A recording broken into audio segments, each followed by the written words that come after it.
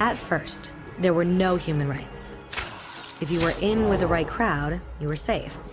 If you weren't, well, you weren't. But then a guy named Cyrus the Great decided to change all that. After conquering Babylon, he did something completely revolutionary.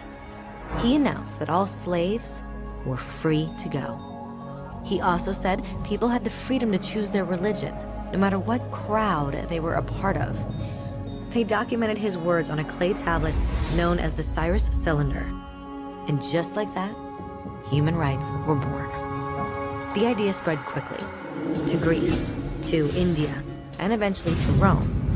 They noticed that people naturally followed certain laws, even if they weren't told to. They called this natural law, but it kept getting trampled on by those in power. Not until 1,000 years later in England did they finally get a king to agree that no one can overrule the rights of the people, not even a king.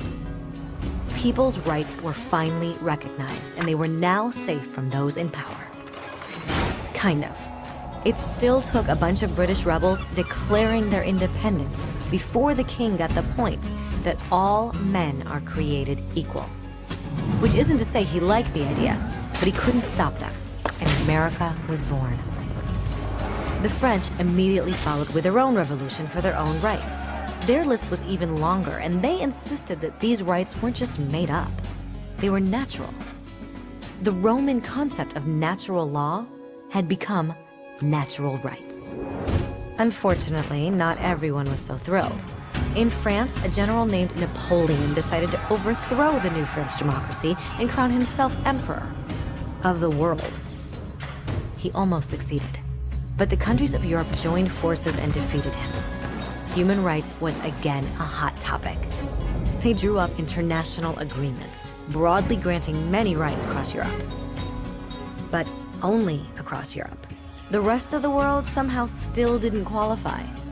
Instead, they got invaded, conquered, and consumed by Europe's massive empires. But then a young lawyer from India decided enough was enough. His name was Mahatma Gandhi, and in the face of violence, he insisted that all people of Earth had rights, not just in Europe. Eventually, even Europeans started to agree. But it wasn't going to be that easy. 2 world wars erupted. Hitler exterminated half the Jewish population of Earth in horrifying Nazi death camps. And all told, 90 million people died. Never had human rights been so terrifyingly close to extinction. And never had the world been more desperate for change. So the countries of Earth banded together and formed the United Nations. Their basic purpose was to reaffirm faith in fundamental human rights, in the dignity and worth of the human person. But what were human rights? Were they the proclamations of Cyrus, the natural laws of Rome, the declarations of France? Everyone seemed to have a slightly different idea of what human rights should be. But under the supervision of Eleanor Roosevelt, they finally agreed on a set of rights that applied to absolutely everyone. The Universal Declaration of Human Rights. The French concept of natural rights had finally become human rights.